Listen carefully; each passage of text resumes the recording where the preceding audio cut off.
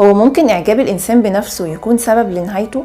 طب ويا ترى الذكاء دايما بيكون ميزة في حياة الإنسان ولا ببعض الأوقات بيكون سبب تعاسته؟ هل فعلا التعلق المرضي بشخص ممكن يخرج أسوأ ما فيه؟ وإيه رأيك لو قلتلك إن كاتب رواياته حرفيا اكتسحت الأسواق للتسارع على شرائها والانبهار بيها هو شخص قاتل؟ واوعى تفتكر ان دي آخر حاجة ممكن تصدمك، اللي أكتر من كده إنه كتب كل تفاصيل جريمته في آخر رواياته. الموضوع صادم مش كده؟ وهو ده نفس الشعور اللي أنا حسيته أول ما قريت التفاصيل.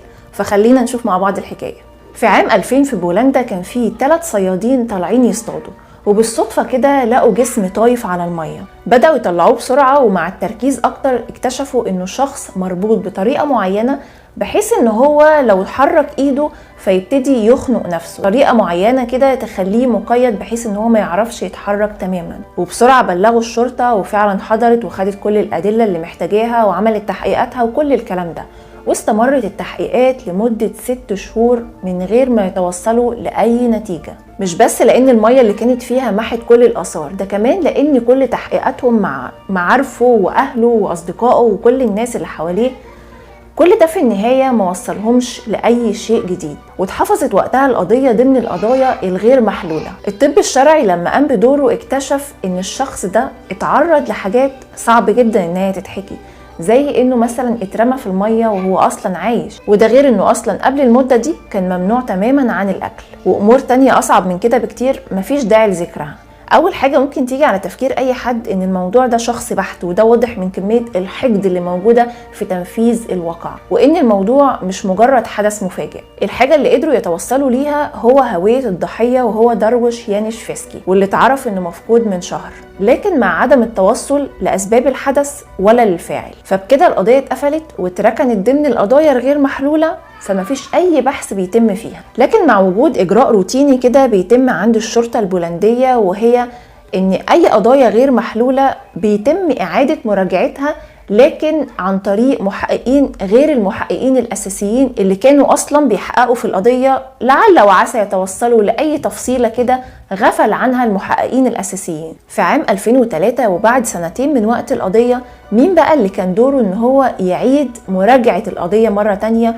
المحقق ياتسيك فرونسكي، واللي بشكل كبير كان متابع كل تفاصيل القضيه، وده بسبب ان هي اتشهرت بشكل خيالي لدرجه ان هو اصبح عنده حماس واصرار عالي جدا للوصول للحقيقه.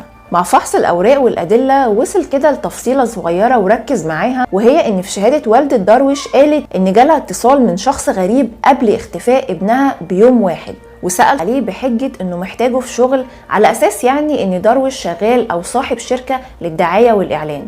فالأم من غير ما تعرف تفاصيل الشخص ده ولا حتى اسمه اديته رقم ابنها على أساس إن هو هيتواصل معاه بنفسه. وطبعا ده كان خطأ كبير جدا من الأم، خصوصا إن هي أصلا ما تعرفش هوية المتصل، وبمجرد ما خد منها الرقم قفل على طول من غير كلام. وطبعا دي كانت حاجه غريبه جدا. ابنها لما رجع حكت له اللي حصل وقالت له ان في شخص كلمك وخد رقمك، فابنها فعلا قال لها ان هو تواصل معايا وكلمني وحددنا ميعاد للمقابله، وكانت في نفس اليوم، ودي كانت اخر محادثه ما بين داروش وامه. مع تعقب الاتصال اكتشفوا انه من تليفون عمومي، لكن في نفس شارع شركه الدعايه والاعلان الخاصه بداروش.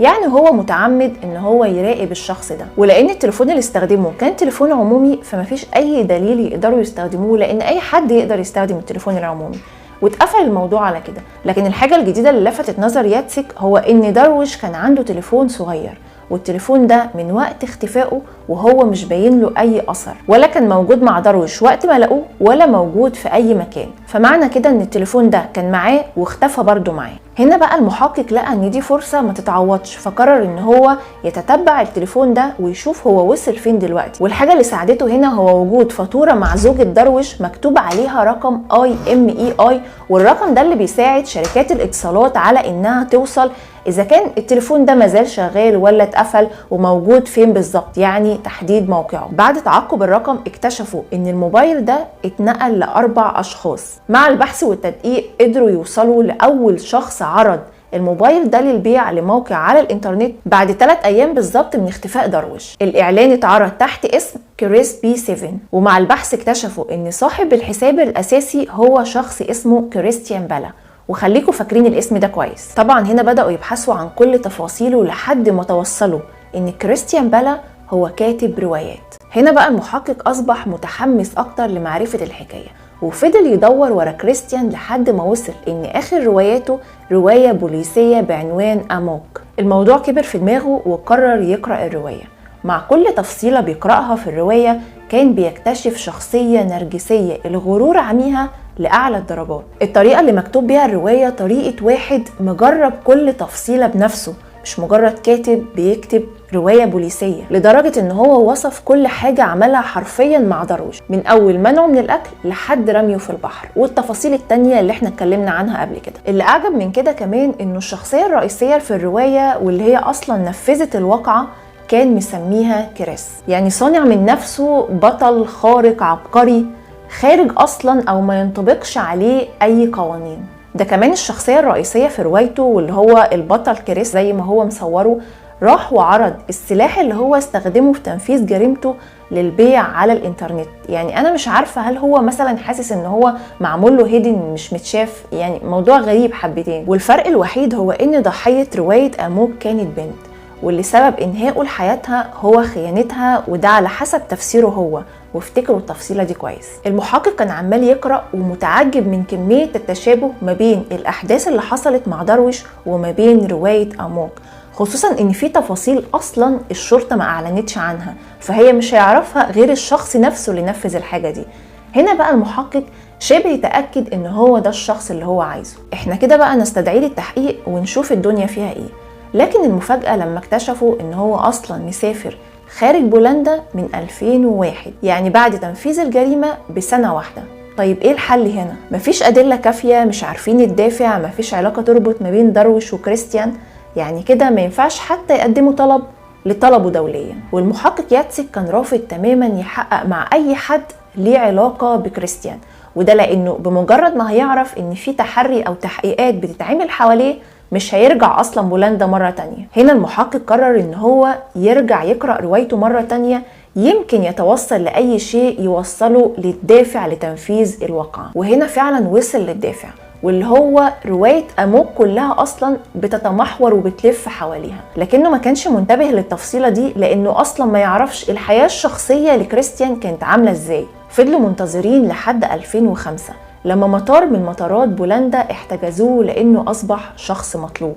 طبعا بدأوا معاه التحقيقات وكان هادي وذكي جدا في ردوده وما بيغلطش غلطة، لدرجة استفزت المحققين نفسهم، لحد ما محقق كده يعني فاقد الأمل سأله كده سؤال: هو أنت كنت بتساعد حد على تنفيذ الجريمة دي؟ كريستيان نفى الكلام ده بكل هدوء وأكد لهم إن الواقعة دي كلها من تخطيطه وتنفيذه، وكأنه عامل حاجة مثلا تستدعي الفخر ده كله. لكن بعد فيلم كده وحوار عملوا عليهم من ادعائه لرؤيته لأشياء غريبة واختناقه، وتأكدوا ان هو سليم وما فيهوش اي حاجة، ورجعوا مرة تانية للتحقيقات وقالوا له يوقع على الكلام اللي هو قاله. رفض تماما وكأنه كان شخص تاني لما كان بيقول الكلام ده، وأكد لهم ان هو ما عملش اي حاجة من الكلام ده وكل الكلام ده هو ما قالهوش اصلا. هنا بقى المحققين يعني حسوا باستفزاز عالي جدا، وكأنه مثلا بيألف رواية وهو البطل والمسيطر واللي بيحاول يمشي الحوار كله بالطريقة اللي هو شايفها، وكأنه بالظبط بيألف رواية. هنا وصل المحققين انهم بيتعاملوا مع شخص شايف نفسه الأقوى والأذكى ومحور الأحداث كلها. في اللحظة دي ركنوا كريستيان شوية على جنب وبدأوا يحققوا مع أصدقائه ومعارفه وأهله وزوجته السابقة، وخليكوا فاكرينها. في النهاية قدروا يوصلوا إنه شخص هادي جدا ومغرور لأبعد حدود، وبيحاول دايما يظهر على إنه شخص واثق جدا من نفسه لأعلى الدرجات من خلال قصصه ومغامراته اللي أغلبها غير حقيقي. وده غير علاقاته اللا محدودة بالبنات، واللي ده كان سبب أساسي في هروب زوجته ستاشا من الحياة معاه، خصوصا بقى مع إساءاته المتكررة الزيادة عن اللزوم وضربه وإهانته ليها طول الوقت، وحاجات وتفاصيل تانية مفيش داعي للدخول ليها. وهنا زوجته قررت تنفصل عنه تماما وتبدأ حياة جديدة، وفي اللحظة دي حس الهوس والتملك سيطروا عليه تماما. نرجع بقى للتفصيلة اللي كانت موجودة في رواية أموك عن البنت اللي هو أنهى حياتها بسبب تعلقه المرضي بيها، واللي واضح جدا ان هي البنت دي كانت زوجته اللي قرر ان هو ينهي حياتها لمجرد انها فكرت ترتبط بشخص تاني، بالرغم ان هو كان بيعاملها أسوأ معاملة وكانت علاقاته لا محدودة خلال حياتها معاه. الحاجة الوحيدة بس اللي ضايقته ان هي قررت تبعد. طبعا دلوقتي مش محتاجة اقول لكم ان الضحية اللي اتكلمنا عنها في اول الفيديو كان الشخص اللي قررت ساتاشا زوجته السابقة ان هي ترتبط بيه، وبكده يكونوا قدروا يتوصلوا للدافع، واللي هو كان نفس الدافع اللي موجود في رواية اموك، واللي هو اعتقاده لخيانة الطرف التاني، وده غير اعترافه اصلا لزوجته السابقة انه هينهي حياة اي شخص يفكر ان هو يرتبط بيها. بالاضافه طبعا للتليفون المحمول اللي كان عرضه للبيع على الانترنت تحت اسم كريستيان بي 7، غير انه اصلا اعترف لواحد صاحبه بتنفيذ جريمته كامله في سهره كان موجود فيها، كان شارف فيها ومش في وعيه تماما. ده كله بقى بالاضافه لروايته اللي هو اصلا شارح فيها كل تفاصيل الواقعه بالتفصيل، وكانه هو اللي نفذها، حتى التفاصيل اللي ما كانش اصلا تم الاعلان عنها. الفرق الوحيد كان في شخصيه الضحيه، لكن تظل الأحداث واحدة. هنا بقى اتحكم عليه ب 25 سنة سجن، واللي هو أصلا حكم غير عادل، لكن القوانين في بولندا بتمنع حكم الإعدام. الرواية طبعا اشتهرت بشكل خرافي واتباع منها نسخ مهولة، خصوصا مع انتشار الحكاية والاستغراب من فكرة إن كاتب يستخدم تفاصيل جريمته في روايته. يعني هو مثلا كان متخيل انه هيعمل كل ده ويشرح كل التفاصيل بأدق التفاصيل الغير معلنة، وكل ده ومحدش هيكتشف خططه العبقرية. يعني حرفيا هو شخصية غريبة جدا. الفكرة بقى واللي اكيد هتصدمكم زي ما صدمتني، وهو انه خرج بعد 25 سنة وهو في الستينات وجنى ارباح خيالية من مبيعات روايته. مش بس كده، ده كمان استنكر فكرة ان هم يعتمدوا في الحكم على مجرد رواية.